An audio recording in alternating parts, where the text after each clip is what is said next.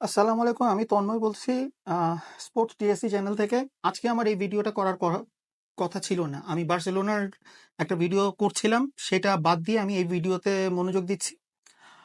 আহ, কিছু বলার নাই, আর কিছু বলার নাই, মানে কি বলবো, বলার ভাষা আমার নাই।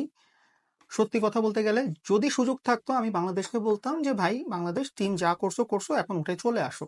এখন আসলে তোমার আর খেলার দরকার নেই, টি-20 ওয়ার্ল্ড কাপ খেলার দরকার নেই, কিন্তু এটা এখন পারবে না। This is a protocol. আর এই টিম থেকে আপনি কি আশা করবেন? সত্যি কথা, 144 রান টার্গেট, 144 রান করেছে। ঠিক আছে, আমেরিকার মোটামুটি যেহেতু বিদেশি প্লেয়ার আছে, 144 রান করছে। কিন্তু আমাকে একদম সিম্পল একটা হিসাব দেন, 144 রান যদি আমেরিকার সাথে না করতে পারে, তাহলে শ্রীলঙ্কার সাথে 120 রান চেস করবে কিভাবে? এটার কোনো ব্যাখ্যা আছে? কোনো ব্যাখ্যা নেই। 120 রান ছিল 5 উইকেটে, তারপরে 18 রানে 5 উইকেট কেমনে হারায়? সাকিব আউট হওয়ার পর কোনো ব্যাটসম্যান কেন দাঁড়াতে পারলো না? মানে কোনো ব্যাখ্যা আছে? ক্যাপ্টেন হাইয়েস্ট রান করেছে, কিন্তু 34 বলে 36 করছে। This is, মানে আমার কিছু বলার নাই। আমি ভেবেছিলাম যে বাংলাদেশ একটা স্টেটমেন্ট দিবে, যে 15 ওভারের মধ্যে খেলা শেষ করে দেখাই দিবে যে ইয়েস, আধুনিক টি-20 বাংলাদেশ খেলতে পারে। বাংলাদেশ তো ট্রেডিশনাল টি-20 খেলতে পারে না, আধুনিক টি-20 খেলবে কিভাবে? আপনি চিন্তা করেন, বাংলাদেশের সাথে যদি একটা টিমেরই আপনি কম্পেয়ার করেন, সেটা হচ্ছে পাকিস্তান। তারাও এখনো ট্রেডিশনাল টি-20, কিন্তু পাকিস্তানের বোলিংটা খুব ভালো, তারা 150 রানও ডিফেন্ড করতে পারে। কিন্তু অন্য দল এটা না। সাউথ আফ্রিকাতে যান আপনি, অস্ট্রেলিয়া যান, নিউজিল্যান্ড যান, তারা ইন্ডিয়া যান, এরা টি-20 খেলে না, এরা এখন খেলতেছে পাওয়ার টি-20। আর সেখানে বাংলাদেশ কি করছে আমার মানে কিছু বলার ভাষা নেই। আমি যেহেতু গালি ইউজ করতে পারবো না, তাই গালি দিচ্ছি না। বাট হ্যাঁ, আমি অফকোর্স আমি ইয়াতে গালি দি, মানে আমার, আমি স্পিচলেস। আমি জানি না আমি কি বলবো। আমি কোনো প্রিপারেশন ছাড়া, কজ আমি বার্সেলোনা ভিডিওটার উপর অনেক প্রিপারেশন নিয়েছিলাম, আমি কি কি বলবো সবকিছু ঠিক ছিল, কিন্তু এইটা হবে আমি আসলে বিশ্বাস করতে পারি না। সত্যি কথা, আমরা আমেরিকার কাছে টি-20 সিরিজ হারবো। আমরা ক্রিকেট খেলি 1988 সাল থেকে, ইন্টারন্যাশনাল ক্রিকেট খেলি, তার আগে থেকে আমরা আইসিসি ট্রফি খেলি। এটা বাংলাদেশের ক্রিকেটের সবচেয়ে বড় কালো দিন হিসাবে আমি গণ্য করব। আমেরিকার কাছে আমরা টি-20 সিরিজ হেরেছি, আমরা আমেরিকার কাছে টি-20 সিরিজ হেরেছি। আমার কাছে মনে হয় এটা বাংলাদেশের সবচেয়ে,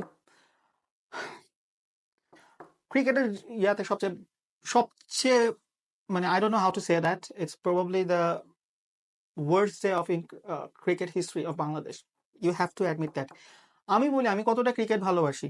আমার বিয়ের 2014 সালের 26শে জুন আমি বিয়ে করেছিলাম। 26শে জুন কেন করেছিলাম? আমার 24শে জুন বিয়ে হওয়ার কথা ছিল, 26শে জুন নিয়ে গিয়েছিলাম, বিকজ বাংলাদেশ 2000 সালে 26শে জুনে টেস্ট স্ট্যাটাস পেয়েছিল।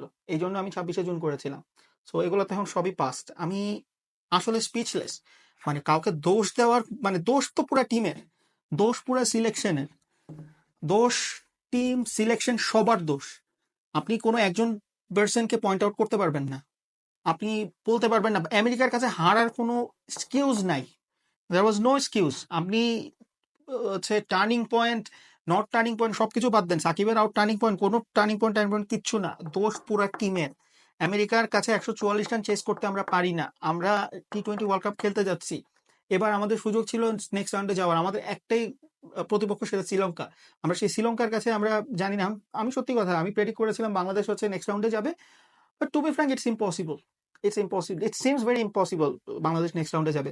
আজকে এই ভিডিও, মানে ভিডিও করছি, মানে কি বলবো, সৌম্য সরকার জিরো। আসলে স্কোর বোর্ড ডাজেন্ট ম্যাটার। 144 রানে হারা, 144 রান চেস করতে না পারলে স্কোর বোর্ড আসলে কোনো ম্যাটার করে না। Score board doesn't matter. আপনি 20 বলে, আপনি মানে 20 বলে 23 রান দরকার ছিল, সেটা আপনি করতে পারেননি 5 উইকেট হাতে রেখে। Score board doesn't matter. এখন একটাই কথা বলতে পারি, কমেন্ট করেন যা করেন, বাংলাদেশ টিম তো চেঞ্জ হবে না। বাংলাদেশ টিমে ওই, মানে এখন যদি বাংলাদেশ টিমে তো আপনি রাতারাতি চেঞ্জ করতে পারবেন না। বাংলাদেশ টিমে তো এখন রাতারাতি এমন কোনো পাওয়ার হিটারই নাই, আধুনিক ইয়ার মতো খেলে এমন। আপনার ক্যাপ্টেনকেও দোষ দিয়ে কি হবে? ক্যাপ্টেন 36 রান করছে 34 বলে, তার মধ্যে আছে, যদি আপনি খেয়াল করেন, হচ্ছে উনি 4 মারছে, 5, ও একটা উনি 2টা 4 একটা 6, হোয়াটএভার, মানে এগুলো, দিস ইজ, মানে ইটস নট এক্সকিউজ দেওয়ার কোনো কিছু নাই, কোনো কাউকে দোষ দেওয়ার কিছু নেই, দোষ পুরা টিমের। আমেরিকার কাছে হারার আসলে কোনো দোষ দেওয়ার নেই। আমি এখন একটা জিনিস ভয় পাচ্ছি, ভয় পাচ্ছি না, আমি একটু অ্যালার্ম করে দিচ্ছি, পাকিস্তান একটু সাবধানে থাকুক, কজ পাকিস্তান সম্ভবত আমেরিকার গ্রুপে পড়েছে। So then it will be very tough day for them.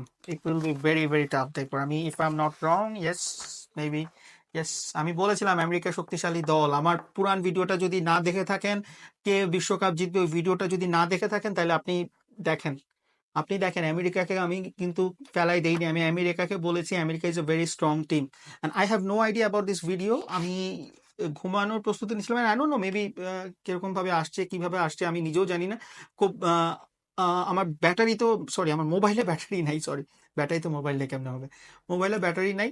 So খেলা শুরুর আগে একটা কথা বলেছিলাম, একটা শর্টসে বলেছিলাম যে আজকে জিতলে কোনো ক্রেডিট নাই, কিন্তু হারলে বাংলাদেশে অনেক কিছু হারানোর আছে। তাও ভালো যে একটা প্রস্তুতি সিরিজে আমরা হেরেছি, যদিও ইন্টারন্যাশনাল টি-20 হেরেছি, বাট হোপফুলি ওয়ার্ল্ড কাপে এই ভুল আপনি 20 বলে 23 রান করতে পারবেন না, এটাকে ভুল বলার কিছু নাই। সো কিছু বলার নেই, আমি স্পিচলেস। আমি তন্ময় বলছি, আবার সাইন অফ করছি।